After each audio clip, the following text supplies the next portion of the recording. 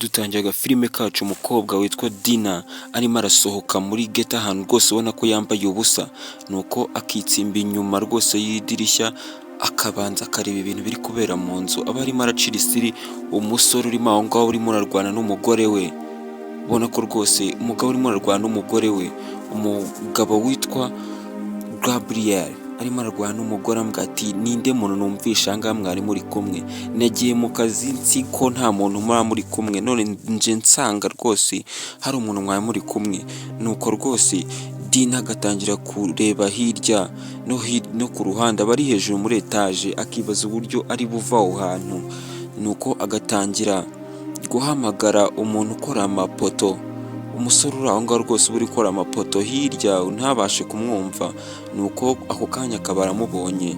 Komeza ukurikira agafilime kacu uraza gusobanukirwa ndetse uraza kwigiramo byinshi wa bantu mwe, ntuze gucikwa n'iyi filime, tegereza ubanze ukurikira akantu ku kandi uraza gusobanukirwa. Nuko ako kanya rwose Gabriel akomeza gusuzuma niba Dina rwose yabona uburyo agenda, nuko Gabriel agashaka uburyo afata umugore we bakazamuka ruguru muri etaje bakajya kureba niba koko nta waba urimo, ashaka kwemeza umugore wiwe ko nta wundi muntu urimo aho ngaho. Ako kanya wa musore aba ahageze amwita Edmond, nuko yahagera akavuga ati ndagufasha iki rero, nuko Edmond akamubwira ati none se wasose niba bikunda, nuko ako kanya Dina we kubera ukuntu aba ari mu bibazo rwose akavuga ati mfasha rwose niba bikunda uzane urwego uruhashyire ubundi mbone kumanuka. Ako kanya rwose Edmond we aba yumva ari mu mikino kuko aba ari umusore uri fani rwose usekeje. Ako kanya Gabriel ndetse n'umugore we bakomeza gushakisha umukobwa yarari kumwe nati uyu mukobwa nimufata ndamwica, ariko umugore akomeza kumubwira, nuko ako kanya Edmond akahita azana rwa rwego, we aba ari mu mikino ati none ndarugushyirira hehe, nuko ako kanya Dina akamubwira ati wamfashije mfasha shyira urwego aha ngaha vuba vuba kuko urabona ko Dina yapanitse, ariko Edmond waba yibonereye ibintu by'imikino, gusa ubundi iyo ujya kumanukira ku rwego, ariko Edmond abwira Dina, ariko Dina ibyo bikamushyushya ubwonko akavuga ati wa muhungu we niba ari n'umusore niba ari n'umugabo wamfashije.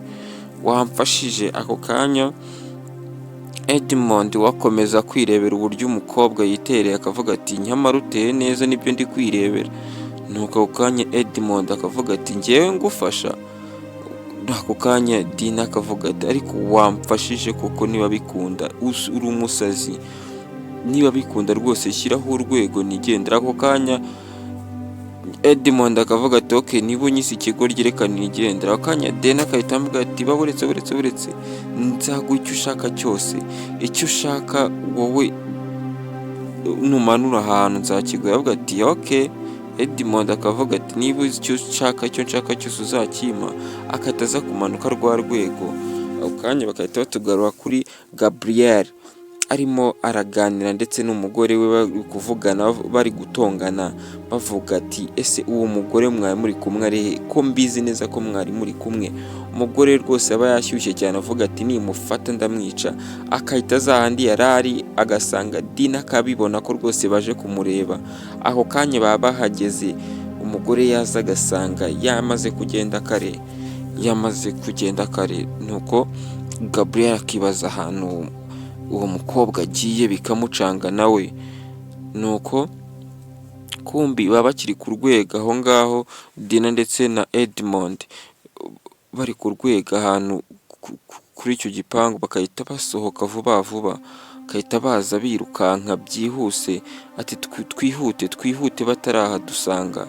Kanya bakihuta rwose, Dina we aba yambaye ubusa. Komeza ukurikira agafilime kacu uraza gusobanukirwa iby'iyi nkuru yacu. Nuko ako kanya urwego akahita rujugunya aho ngaho, akahita amubwira ati ntiza ku ikote ubu aba yambaye Edmond yamara kumutiza ku ikoti akahita yambara vuba akahita aryambara, nuko wa mugore wa Gabriel akahita asohoka, yamara gusohoka Dina akahita afata Edmond ku ngufu akamusoma kugira ngo bataza kumenya yuko ari we mukobwa bari barimo barashaka. Nuko ako kanya umugore akahagera avuga ati nta mukobwa mwabonye mwigeze mubona acangaha. Nuko rwose Dina n'igihunga cyinshi cyane bigaragarana, uretse ko ari kwa kwiyumanganya ariko biba bisa nk'ibigaragara rwose. Akavuga ati ndi kumwe na sheri wanjye ntawe twigeze tubona rwose. Umugore rwose akavuga ati ntawe mwigeze mubona koko? Ati rwose ntawe rwose ntawe. Nuko ako kanya umugore bikamubabaza akavuga ati uyu mugore arancitse nari kumwica. Nuko ako kanya rwose Edmond kubera imikino we akomeza kongera agatega umunwa ngo bamusome. Nuko Dina akakubita urushyi akavuga ati oya rwose nawe mbabarira, uretse ko nagiraga ngo uriya mugore wari muranyirukaho agende ko ariyo mpamvu nabigukoreye. Nuko Edmond akavuga ati ariko rwose niyo wakongera se ugira ngo aricyo byaba bitwaye biretse n'imirimo yose maze gukorera. Ako kanya Dina akavuga ati baburetse iyo mikino yawe ntabwo byakunda. Nuko Edmond akavuga ati ariko nk'abo uvuye kubikora nanjye wabinkorera? Ati nzaba mbigukorera ubutaha. Ariko Dina avuga. Nuko ako kanya Edmond akavuga ati nzakwereka nanjye ko ntari umwana w'inaha ngaha. Nuko ako kanya tugahita tugera ku rundi ruhande, Dina ategereje ubona ko nawe yambaye neza. Noneho ako kanya Edmond akaza gutereta rwose, ubona ko afite ikigofero mu mutwe akahita akijugunya, noneho agatangira gutunganya ingohe aba yazanye n'indabyo. Kumbi nta n'ikindi kintu umukobwa kiba cyamuzanye ni ugutanga ikote yamutije gusa nta kindi. Nuko rwose Edmond we yizanira n'indabyo. Ako kanya bagihura ahita watega umunwa rwose. Ako kanya Dina akahita avuga ati baburetse gato ibyo ni ibiki? Akahita amusuhuza bisanzwe. Akahita avuga ati Edmond akahita azana n'indabo akavuga ati nakuzaniye n'indabo. Ariko Dina we ababona rwose Edmond ari fani ndetse nta n'amafaranga yifite, ari umukene. Nuko rwose ati izo ndabyo zisubizeyo, ntago tugiye gukundana rwose, oya nta nubwo byakirirwa biba. Nuko ako kanya Edmond akavuga ati okay niba tudakundana reka nisubireyo nigendere. Nuko Dina akongera akamuhamagara ati baburetse. Dina akaza amusanga, akaza amukurikiye, avuga ati hagarara aho ngaho ariko ese ubundi bwo uri muntu ki? Ako kanya Edmond akavuga ati njye ndi uwo ndiwe ariko njye baranzi. Jyewe nagusabye urukundo warunyimye, nagusabye akabizu wakanyimye, ubwo se wanyisunyiriyeho kandi njye naragufashije. Nuko rwose ubona ko Dina yamusuzuguye cyane. Nuko Edmond akavuga ati okay nta kibazo, kuba wanyanga ntacyo bitwaye. Nuko Dina akavuga ati erega suko nkwanze. Ako kanya bakiri kuganira hahita haza wa musore, wa mugabo wita Gabriel. Edmond w'abareba akavuga ati ibi ni ibiki?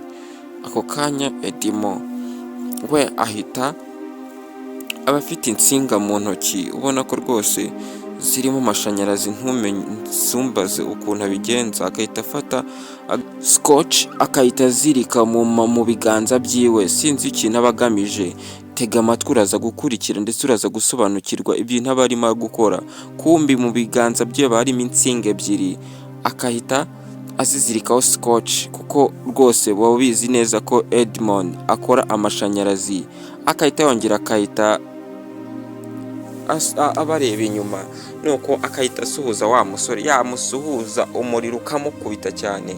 Wamara kumukubita Gabriel akarakara akavuga ati ibyo ni ibiki? Akahita apfa kuvayo, akahita avuga ati ngiye nkwice. Ako kanya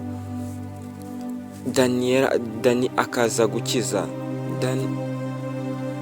Dina akaza gukiza rwose, akavuga ati se murarwana mupfa iki? Ntimunaziranye ubundi muri gupfa iki muri make? Ako kanya Dima akavuga ati n'uwo mugabo wari unyiyenje n'ingirwa mugabo niba ari umugabo wawe nta n'ibyo nzi. Ako kanya Dina akavuga ati ucunge amagambo uvuga, ahangaha twaje kutongana ahangaha kano kanya, nta nubwo muzi icyatumye duhurira ahangaha. Ako kanya Dima akavuga ati uyu se ni umugabo nyabaki, ni umugabo nyabaki karimbwa. Nuko ako kanya rwose agakomeza guseka, ubona ko ari umugabo usekeye, agatangira gusesereza Gabriel akahita amusunika atari ku kano k'agahungu kari gushaka kurwana nanjye. Nuko ako kanya Dima agatangira kwipanga avuga ati ngwino mbanze ngusekure. Ariko rwose Dima ari kuvuga, ariko Dima rwose ubona ko ari umusore uri fani usekeje, ubona ko rwose biba bitamufasheho. Ako kanya rwose Gabriel avuga ati wa gasore we, nutitonda ndakumerera nabi kandi biraza kukubabaza. Ako kanya Dina akomeza kubona atazi ibyo barimo rwose, akavuga ati mwa basore mwe mwatuje, ibi ntago twajanga ngo tuganire kuri ibi ngibi, umuntu wanzanye n'uyu, reka tuganire rwose. Ako kanya Dima we biramubabaza cyane rwose, n'inda baba yaguze. Dina akajyana na Gabriel, ako Gabriel akagenda amukoraho, gusa umukobwa yabyanze ndetse ari no yababaye cyane. Ako kanya na Dima aba yababaye, yazanye indabyo yikokoye amafaranga ye, yaguze indabyo. Umusore wese rwose ugiye gutereta akagura indabyo bakazanga. Nuko Dima aguma aho ngaho, nuko Dina akagumana na Gabriel. Ako kanya bakahita bahindukira, akahita Dina atangira kubwira Gabriel ati wowe ni gute utigeze umbwira yuko ubundi ufite umugore? Wari kubimbwira ryari ko ufite umugore kugeza aho ansanga iwawe? Ako kanya rwose Dina bikamubaza akavuga ati ni gute utuma nseba kuri ruriya rwego ugatuma ntaha bimeze kuriya? Iyo umbwira ko ufite umugore hakiri kare byibuze nkanabimenya, nkamenya ko ngomba kubireka. Ako kanya Gabriel ahita ambwira ati ariko ntago ari cyo gihe kiza igihe twahuriye cyo kubiganiraho. Ako kanya rwose Dina akavuga ati okay, wabonaga njyewe ari njye muntu ukwiriye ndaciritse muri makeya, ntago ndi umuntu uciritse wa musore we, ubimenye. Niba uri n'umugabo nta n'ibyo nzi, kuko nabonye uri mu mabara. Ako kanya akahita amukubita urushyi. Gabriel akarakara cyane nawe, ariko ako kanya Dina akomeza kumubwira ati uri ikigwari. Nuko Gabriel akahita amufata mu kuboko akavuga ati wowe ngufashe nanakwica ubu ngubu, nta nubwo wananyishikuza. Ako kanya ati wowe uranyita ikigwari nta n'isoni. Ariko Gabriel avuga, nuko Edmond wakahita atabara umukobwa akahita avuga ati wibeshye se unkoreho. Ariko Edmond abwira Gabriel akavuga ati wa gasore we, sinkuzi ariko irebe nanjye ubanza undebe, urabona njye ngana nawe? Nuko rwose Edmond amaze kwipanga avuga ati niwibeshya ndagukubita ati wa gasore we nubwo urije ariko ntagukubita rwose. Ariko rwose Dima ari kuvuga. Ako kanya Gabriel akigendera. Dina akavuga ati urakoze cyane rwose, yaranyishe. Nuko Edmond akavuga ati erega ntago natuma bakubabaza, njye nkikubona nahise ngukunda cyane rwose, ariko ntago yakubabaza ndi kureba. Nuko Dina akamubwira ati uriya mugabo ni umugome, afite umugore yanteje ibyago. Nuko ako kanya Edmond akavuga ati ariko ubwo si cya igihe ngufashara, ubwo uriya si bwo mwahuye? Ako kanya Dina akaseka akavuga ati yigo. Ako kanya Dina akahita amubwira ati ni ukuri ubu wakoze none ubu ngubu najya nakemera ko rwose twakundana. Nuko Edmond akavuga ati erega nari mbizi ko utakanga iki isore nkanjye. Ako kanya rwose Dina ahita amwemera ati ko bakundana, Edimo agaseka cyane. Agafilime kacu ni aha ngaha kaba kari kurangira, kari ku musozo rwose. Edimo ahita ajya kuzana za ndabo aho yazijugunya agahita azimuhereza, nuko agahita amubwira ati mfata ku kuboko rwose, bakahita bigendera. Nuko agafilime kacu karangiye, kora subscribe, ukore na share, ukomeze ubane natwe mu tundi dufilime nk'utu ngutu tw'urukundo. Ciao ciao.